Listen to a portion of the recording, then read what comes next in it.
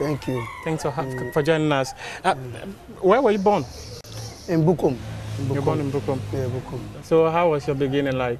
Well, it's not easy. You know, like Bukom always like fights all over. You know, when I was 6 years, I used to play soccer. And 6 years, there's this guy called John. Yeah. He was a boxer and he was beating everybody. He was very good. So I told the coach that I wanted to fight this guy, and they put the gloves on me, and the guy beat me bad. So after the fight, I vomit. So after the vomit, I started training, and I decided to, beat him. You wanted to beat him back? I wanted to beat him back before maybe if I was stop boxing, I was stop boxing. But when I beat him, I realized that, oh, okay, this is what I can do. Then I started training, and I became a boxer. I've heard many people talk about how you are so good with the football. Why did you not do football? Well, you know, in this life, sometimes I believe in Allah. Whatever Allah chooses for you, sometimes it's what you're gonna do. I used to play soccer, but at the end of the day, I ended up being a boxer. Being a boxer, I became a world champion, and I fought the best guys out there. So I think I have to give thanks to Almighty Allah. If you're not a boxer, what would you be? Well, I'm very... No, I think even if I'm not in sports, I'm very, very brilliant guy in school. Yeah. I used to be first or second. I only complete JSS, but I understand what you say. Maybe I can say what I can say because it's like you have to be smart. You have to learn. Even if you finish your masters, you still have to learn in life. You see, so we have life knowledge and educational knowledge. Yeah. So I think I have all. So I thank God. What was your upbringing like? Well, it's very, very tough because I remember my father was very, very poor, and we were staying in a place called Akotolante, and we have 1 bedroom. So my father would send me to go and borrow money from somebody called Agonu. So when we borrow the money, maybe 20 cedis, and we would come and buy gari and fried fish. Then we all sit down together. That time, you know, when they made the gari, they put the fish on top. Yes. So we all chop together. After that, we would just sweep the floor and we put a mat on the floor. And my father would sleep on the bed, then we sleep on the floor. I remember that thing. How many siblings do you have? Well, we five siblings. I'm the third. But in my father's side, we only 2, me and my brother, Emmanuel Clottey. Okay. Emmanuel Clottey, is your younger brother? Yeah, he's my senior brother. Your senior brother, actually? Yeah, I'm the younger one. Not the footballer. Not the footballer, okay. Emmanuel Clottey, he's also a boxer. Oh, okay. So, talk to me, how were you able to stand out within these difficulties and succeed in your boxing career? Well, this is how it is. You know, in the first place, you have to know where you come from. You were poor, you have to admit it. You were poor. If you come from rich family, you know that you come from rich family. So far as you come from poor background, you always have to think. Even if when you're making the money, you always have to think that, you know what, this is where I come from. So I have to do this and I have to do that. Let me tell you something. When I fought with Manny Pacquiao, I made the money that I make, you know, it was all about this percentage thing. And whatever that I make. I remember when I was coming from US, after the fight, I was coming from US, I have almost like $170,000 on me. But I was sitting in economy class. See, I did not buy business or kind of that. So it's because I know where I come from. When I make the money I bought houses in East Legon. Because you have to know where you come from. You know? Everybody, when you started making that kind of money or started fighting, you started becoming more popular, the women, they're always going to be there. But you have to do whatever you do in a wise way, you see. So sometimes it's about you, you know. I'm still fine and I'm still good, but I'm still living around Bukom. Because you grew up in Bukom, so definitely that's your place. So what motivates you? Well, what motivates me sometimes, I feel like I have to make it, you know. It's not about, I wasn't thinking about the money, but I wanted to make it, you know, because I dropped out from school. So me being a boxer, I have to make sure that I become a world champion. Because if I don't be a world champion, that means I failed the whole Joshua Clottey. But drop out from school, becoming a boxing world champion is more or less like a master degree. Yeah. So I never feel ashamed of dropping from school. Why did you drop out of school? Well, because I was very, very good in amateur. The guys were there, Achu was there, Joshua Nkrumah was there, Tijani was there. I beat all of them in amateur. I was very, very, like 15 years. Yeah. And I was beating them. So I got a chance of entering into the national team, okay. The Black Bombers. The Black Bombers. And they said we were traveling to Nigeria for IBA game. So I weighed the games and the school. The school, I'm paying school fees, and my father even don't have money to pay the school fees, and sometimes it's very, very hard. And this going to me going to the games, I'll make $24. So I realized $24 is huge. And around that time? Yeah, that was 1993. That's some huge money. Huge money. So I said, school, go wait for me, I'll come. So I went to the IBA games. I won bronze. When I won bronze, we came back to Ghana and we went to Sierra Leone. We fought one of their presidents, Rasa, yeah. The former president, called us there. We went there, we fought, I won gold medal. So I realized that, let me forget about the school. So I started concentrating on boxing. It works. But I could have combined the school and then the boxing. Well, no, I will not do that. Because, listen, I used to do that around, after the school, yeah. I put my uniform in my pocket. Oh, okay. So I ran from Awusagom to the gym, Bukum.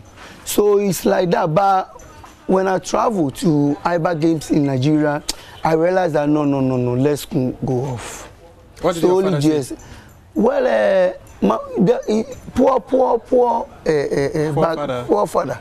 So far as I'm just doing good in boxing. The thing is, I beat the guys. Those that they are in the team before I came, I beat all of them in the team. So it was like let the boy fight because he's doing very well, Mr. Rukwaku. Yeah. He came on board and started helping us with outfit and the money. So we realized that where we are is good. It's not only me, including my brother too. So we just have to concentrate on boxing. But so far as it was me becoming a world, I won national title, West Africa title. ABC, African title. Yeah, yeah. I went to America, I won NABC. I won IBF International. I won WBA International. And I won IBF World title. I'm a graduate in boxing. So, graduate in boxing? Yeah, so it's the same thing as that.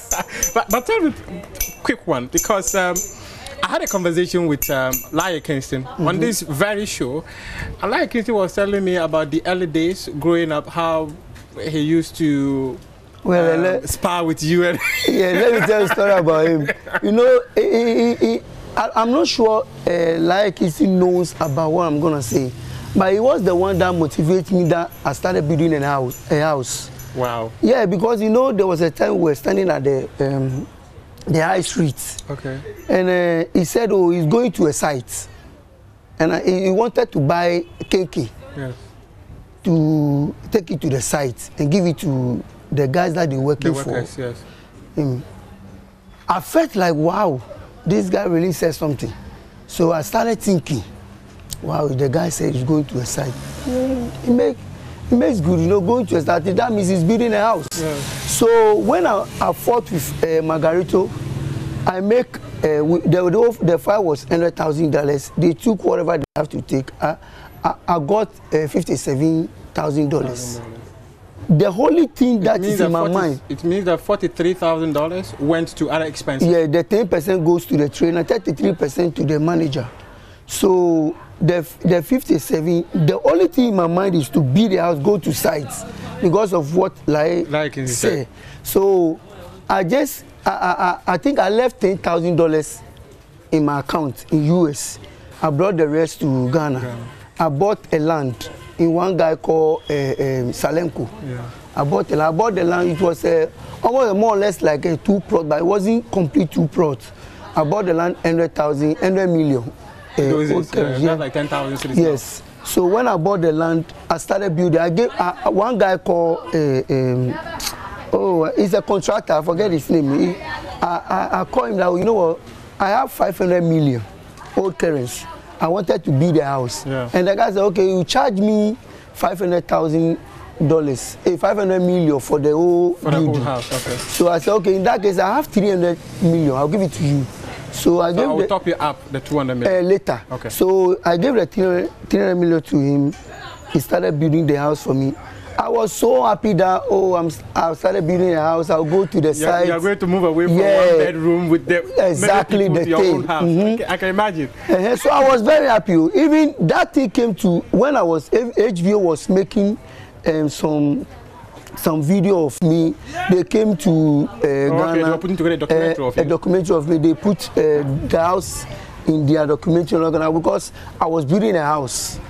So I was very, very happy that I was doing it. And at the end of the day, when the house got to a certain level, I did not get it because I lost to Margarito. Yeah. So it's kind of hard. And the promoters too, they decided to give me $30,000 fights. So the $30,000 fight, the manager is taking 33%. 10% to the trainer. 43% gone. Yeah, exactly. So $30,000, how much is left? Well, sometimes I got like 15,000, 12,000. And I always like, if I have 10,000, I'll come to Ghana, change it, put like maybe 50 million in there. Because I said I wanted to build a house. And where I come from, there is nothing. And I know my father is poor or poorer. I wanted to change that thing to, make it at least stable, sound mind, where you can get the money to take care of your family. I changed it. I've changed it. I'm very, very okay now.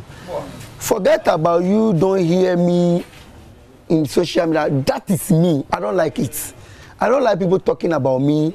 I don't like people doing all this taking photo. I don't like it. I felt like I wanted to get money to take care of my family and but stay in a humble life, in a easy place. Because you're from a humble home. Is that? I say you're from a humble home. You're from a humble beginning. So exactly. You have to remain humble no matter where you get to. Some people, they don't. You can't ship a woman from US or maybe Italy, London to Ghana because of just, sorry to have used that word, sex. If you're doing that, your money will not stay. That is one thing that makes sportsmen go broke. When you're doing those things, did anything like that? No, I don't do those things. I don't do that thing. I don't even ship you from Kumasi to Accra because of one sex. You're very loyal to the Jamestown. Yeah. No, not really. I've trust me. Trust me. Somebody wanted me to write a book. Yes. And which is very critical. I was actually even going to ask that. I don't want to write it because all those things, controversies and all kind of that, answering the questions or all kind of that, I'm a type of person who don't want to answer a question. I wanted to be in where I'll feel comfortable. When you write a book, there are so many celebrities that I have dated. So when you write a book and women are all kind of gonna come in, then they mention what gonna be. But Joshua, just a quick one. You decide the story to tell, right? Now you're telling me about your background. It's not every single information you give to me. There are certain information you feel that no, because there are certain things that you will go to your grave with. So if you're writing a book, it's not everything you put in that book. But somebody was never gonna write you because so that's when you are like I fought with Manny Pacquiao. Yeah. Right. I'll come to that man because. And I fought with Manny Pacquiao. 30 years I'm getting now, but it will be surprised that 2023 I bought a Range Rover Velar because I am smart. Because I feel like where I live is very, very comfortable. So people will definitely gonna ask you why people that you have mingled with, you have to, what happened? And you're still standing. And I fought only 2 fights. Only 2 fights to make money. 2. Only 2 fights. Out of almost 57 2 fights? fights. 2 fights that we're talking about money, only 2 fights. Miguel Cotto and Manny Pacquiao. And even that. What about the other fights? It's not 47. Almost. That is like $80,000, $100,000, $10,000, $20,000, oh, $30,000. And they're taking 33%, 10% to the trainer, paying tax in America. So end of the day, you pay the second trainer, you pay Cartman. But Cotto fight was $750,000. Margarito Pacquiao fight was 1.350 and a pay-per-view. You see, so everything, almost like more than 50%, but I'm still living. Because the way I'm living a humble life. It's not about this celebrity thing, not kind of that. It doesn't, to me, I don't believe in those things. I think Larry Kingston has made a really great impact in your life. I know one day he was also speaking so well of you. He spoke about how the two of you were... We used to be very good friends. Yeah, he mentioned it actually. This very show that I'm talking about, that I had Larry Kingston, he was talking about how he was sparring with you when you were growing up as kids and all that. Yeah. Were you a street fighter too? He said he was a street fighter. Yeah. If not... He said, Jamestown, if you don't fight, you will not survive. Yeah. That's how Buko is. About fighting all of that. Even if you go there around 6 years, 5 years, they fight each other. That's how the neighborhood is. You see, so if not because of boxing, I can fight. Street fights. Boxing has humbled you. Yeah, boxing has humbled me. And the last time that I threw my hand on somebody, because the person hit me first, I won him. He hit me again. I realized that we in football, he hit me again because we used to pray a lot. He hit me for the 3rd time. So when he hit me first one, I won. The second time I won. Then the 3rd one, when he hit me, the second one when he hit me, I come up, I hit me a little bit. That was the first time in my life. And what happened? And what happened to that little bit? Well, the little bit maybe it make you learn. I don't know what happened, but it make you learn because at the end of the day, you don't do that. You're a professional fighter. Yeah, but he hits me we playing soccer, and he hits my face, and I want him stop that thing. I'm older than you, and we are not on the same level. So if I'm playing soccer with you and you hit me next time, you won't gonna get it free. And we play Abuko, and he hits me again. So I realized that he don't respect. Yeah. And he's gonna hit me 3rd time. So I retaliate. So that was the first and last time. So did you land him on the ground? Oh no, like when I was like I bowed my head down. Yeah. So as I was coming up, then he do like this. So when I wake up like this, then I felt the point. Then me too, I do pop pop pop. So like that. That one I did that because I want him to know that you don't do that to a boxer. But what happened was that we just talk about it, we said it, I called him, I told him they shouldn't do that. Now we fight. And it could even put you in trouble for fighting a civilian. Well, it's not a fight. I did not fight. I'm not fighting him. But people, it depends on how the narrative would go. Sometimes you cannot control the narrative. They will tell you, Joshua Clottey went to the football field instead of going there to play football. He did. People talk about it, but you know, those that they knows me that I'm no troublemaker. Yeah, you're not that kind of person. I don't really go out. I don't do certain things. Trust me, I don't do certain things. I used to go to club. I don't know the last time in 10 years I went to club. I don't do all those things. I feel like I'm still have to be disciplined as Joshua Clottey. So I still sleep like the time I used to sleep when I was in boxing. Active in boxing? Yeah, 9:30 I have to be at home. Whatever happens at home, whatever happens I sleep. By 10:30, 11 I sleep. That's how I am. Let me come back to the book aspect. If you write a book, Joshua, the younger generation, the unborn generation, when they grow up, they will know that there was one man called Joshua Clottey, whose life impacted many people within his neighborhood. And they can learn and follow on that path. If well, I'll have do a it. Book, you want to do it? I'll do it. Give him 5. I'll do it. Because he said I'll do it. I'll call the guy to come, I'll do it. Initially I was thinking, but I'll do it. Yeah, he said the same thing. Yeah, you have to get something like that. I will. I think, and I have a lot of stories to share. I have a lot to share because you just talked about how you lived you lived in the same room, one bedroom for that matter, with many other people, then you sit around the same boat. But and even look, I think the most motivated one too is, I used to live in East Legon. I have a house in East Legon. I have a house in Wager. And I used to live in East Legon because you were all over. You wanted to be too low. Yeah. You bought a house in East Legon. You live in East Legon. So I'm no longer from Jamestown anymore. I'm now in East Legon. If you talk about, I live in East Legon. And I guess to a time, I have 6 bedrooms, swimming pool and everything. I was paying people just to watch the swimming pool, but nobody swim. And 4 bedroom was there that nobody was sleeping in it. In that room. I was there with my guy. So I told him, like, you know what? Let me volunteer money and fix the Wager place nice. Then I'll move to there. So I have almost $30,000, and I change everything complete there. I make it the way I wanted to make it, and I moved from East Legon to Wager. And what happened to the house at East Legon? I rented it. That's why I'm comfortable. Because you see, it's a motivation. Another source of revenue for you. Yes, because I have to. I will. I will. You know, there are so many people that they call themselves celebrities. They are in deep trouble. But because it's kind of very hard. They are shining outside? Yeah, exactly. This kind of very hard. It's not they are not fine. They are going through many pains. But sometimes it's up to you to stand on your toe, to move and do what you think is best for you. Where I was living, I am fine.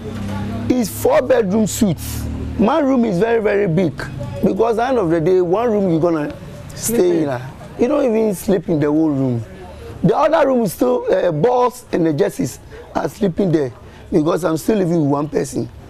And at the end of the day, the compound and everything is okay. And I have what give me food. Yeah. What else again? At the end of the day, we're gonna die. If you just joined us here on Prime Take, we are speaking to Joshua Clottey, a former world champion, sharing with us his life story.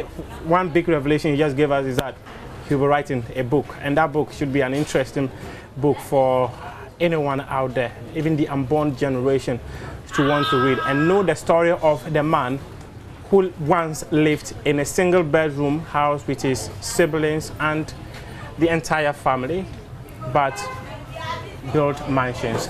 Joshua, talk to me about your fights. What was the most difficult fight that you've ever had? We just talked about this thing this afternoon. It was Gutierrez. It's not Margarito, it's not Cotto, it's not Pacquiao, it's Gutierrez. After that fight, I can't even cough. Huh? I cough like because my ribs. The guy really was he giving you body punches? He really worked on me. He worked on my body, and anytime he's going to my body, he hit me hard to extend that he realized that there's so much at stake, because it was my first fight on HBO. Yeah. So I have to sell myself for the world. For the world. So it's kind of very tough. And the guy was 25-0, 18 knockouts. So it was very, very tough fight. After that fight, trust me, I sat in my hotel room. I was like, wow, this game is not a joke, because I was feeling pains all over. It took me, I even pee blood. What? A pure red blood after the fight. That fight was really hell. So, but you know, after that fight, I got a Margarito world title, and it was really hell. What was it like for you to finally win a world title? Because earlier you mentioned that that is also your master's or your degree in boxing. I fought with enemy. Enemy is Zabjuda. Zabjuda threatened me with gun, because I mentioned his name after fight that I want like a call out. Yeah. I wanted to fight with Zabjuda. So that I was an undisputed welterweight champion. Okay. So it wasn't go well with him, and he came to the gym. I think we didn't go to gym on Monday, and then Tuesday we went to gym. When we got to the gym, at the entrance, we saw a lot of cars parking. So I asked my trainer, Kwame Asante, what is going on here? Or maybe they're shooting a video. But when we climbed to the upstairs, we realized that we saw Zabjuda and his boys. So as soon as he saw me, he said, as I saw him, I said, oh, this is Zabjuda. Like I was saying in my head. Yeah. And it was like, do I want to spy?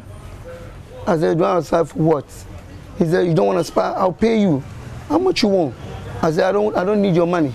If you want us to fight, let's fight real fight. You're undisputed champion. I wanted to fight you. I know I can beat you.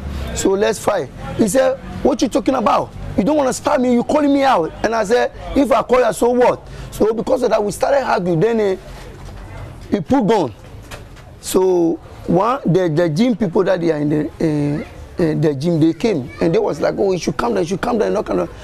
That time, I was even talking to, when he pulled a gun, I was still talking. But where my heart is, point of death. Because these guys, they don't respect you. They can shoot to claw dead. So I just wanted to go out just to run. Now we were in Brooklyn, we have to go to Bronx. So I told the trainer that Asante, when we decided to go off from the gym, go home. I told Asante, let's leave this place fast. These guys, they don't respect you. Since that, I never stepped my foot on that gym. 4 years time. I can't die now. Because I escaped from them. 4 years time, I was the #1 because I fought Shamoni Avres for the elimination #1 spot, and Zabjuda was the second. And Kemesitro scared to fight me, so he vacated the title. So #1 and #2 have to fight. So it was me and Zabjuda. When they made the fight, I made an interview that I wanted to fight this guy so bad because he did something to me 4 years ago. When we went to the press conference in Las Vegas, he was like, he used to spar with me. He always beat me up. He's going to stop me in this fight. I said, let me tell you something. It's not me that you used to spar. It was my senior brother, Emmanuel, was the one that, if I'm Joshua. And he was like, are you not the one that I used to spy in Greece? I said, you never spy with me before. I was the one that you threatened me with the gun. Then he realized that Ware is in danger. And he said he's still going to beat me, so he's going to give me rim. He sells rim. So he's going to give me 4 pieces of rim if I won the fight. And if he beats me, I have to walk from Las Vegas to Bronx. And I said, okay, then it's a deal. I beat him up bad to extent that he did not give me the rim. You've already spoken about the 2 fights that has made you money, despite fighting as many as 47 times, if my mathematics are right. But Joshua, tell me, there were so many interesting stories about that fight against Manny Pacquiao. At what point did you decide that you were going to fight Pacquiao? Because at that point, he was at the peak of his career as well. Well, that was the time that I'm fearless. I don't scare nobody. I wanted to fight everybody. I used to call their name. But that time Pacquiao was not there. I used to call Shamosli, Oscar De La Hoya. I wanted to fight those kind of people because I wanted to make my name, fight them. But the thing is, the Pacquiao fight came through because my fight with Miguel Cotto. They know I won that fight and they robbed me. So when Pacquiao and Mayweather was negotiating, it was taking time. And the day that it fits for Pacquiao to fight was going. So they realized that they have to give the fight to Joshua because Pacquiao beat up Cotto badly. And I fought with Cotto, they felt I won. So they gave me that fight. It was 7 weeks notice. And I was even in Ghana when they called me and told me that this is another. In the first place, I read it on Boxing Scene. And they called me, the manager called me and said no kind of that. But that fight, right? I think I end my career too early because of maybe the Pacquiao fight. What happened? Because the manager is getting 33%, and the 33% is killing me. You couldn't have renegotiated that figure? I renegotiated with him, and I wanted him to take 25. Even 25 was still on the high. It's still high. He locked the contract that if I make $100,000, that means the money that he gives me was seized. But his percentage, he locked it. It was the money. It was the trainer who would make me enter into all this bad contract, because I told the trainer that, Asante, let's take this contract to New York and give it to a lawyer, because me and you, we are all not lawyers. So the lawyer will take care of the contract for us and will tell us what we should do.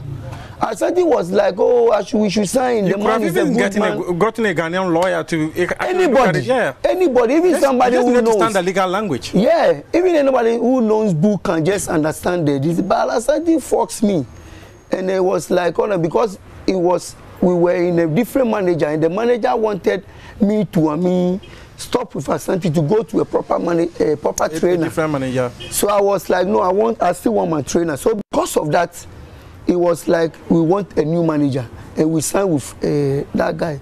So the 33%, the quarter fight, I make 430. He make $280,000. So that really hurts me. He made almost half of your money. Yes. So because of that, I always cry every fight. After the fight, I always cry. Look at the $30,000. He's making 33. So terminating the contract was going to. I took him to the commissioner. But what happened was that the commissioner, the commissioner lawyer, yes, was the lawyer for the manager. So it was like you went to the wrong place. So you are coming to report me to my father. Exactly. So I said everything that was good. We signed a contract at his office. So the contract is supposed to be null and void. They have to terminate the contract because they know we didn't sign the contract in front of the commissioner. And in law, you have to sign the contract in the commissioner. They said, oh, they still respect the contract is valid. They have to honor the contract. And so that means 3 more years. So you were afraid of sanctions? Well, no. If you terminate the contract, certain times it comes with sanctions, penalties. Well, they were always going to come and get their percentage. They were always going to get it because the commissioner said they respect the contract. That's why I said, we those that we go to outside as a boxers to fight, it's not easy for us. They never respect us. They never give you chance. When you mess up, you have to make your own chance. Exactly. When you mess up one, they will take you off from the line. Because initially, class level, they don't even like you to be where you are. Look at the fighters that I fought. When I signed with Top Rank, I fought with Shamoni Avres. He was 23-0. I fought with Corrales. I fought with Zabjuda. I fought with Manny Pacquiao. I fought with Cotto. I fought with Margarito. Look at the people that I fought. They are all legends. Because the money that they will give you, they wanted you to work for it, sweat for it. So you always have to make training your friend. I can train. Nobody will tell me. Ask my trainer. I don't wait for trainers to call me to train. Because that is the only thing that can make you successful. I can train. I train a lot. And I feel like I have to make it. And it gets to a time I put my name there. I fought the best. One fight that I did that was bad. People started crucifying me. But it is what it is. I never insult before. I always say sorry. The Pacquiao fight. Yeah, exactly where I'm coming back to. That fight, right? The manager already accept $1 million for the payments. I came in, negotiate to 1.350. After that, it was a fight you could have gotten more. A fight I supposed to get like $2 million was the pay. And see what happens to the pay-per-view. The pay-per-view, he have negotiated. It was $100 pay-per-view. Each view was $100. He have negotiated for me for only $3. And the $3 too, he have make it like after 30,000 buyers, and after 300,000 buyers, 300,000. So you were basically fighting for free. So if only 300,000 people bought the pay-per-view, I will not get nothing. If 301, then I'll get $3. $3. Why are you gonna do that? I negotiated and they said no. If I don't take the fight, I should go. So I took the fight, and the manager is making 33% in all pay-per-view, including the fight money. When I finish the fight, I'm making $85,000. The manager is making $53,000 in the night. The pay-per-view, the first pay-per-view that come, $700,000. The manager make almost like 300 plus. So the do you regret these things? Do you regret some of these things you did? I regret signing with that manager. I regret signing with that manager. I regret listening to that trainer who told me to sign that contract. And because of that, I started becoming a strong person.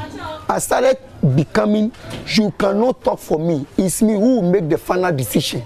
So no trainer in this world will make a decision for me. Never, ever.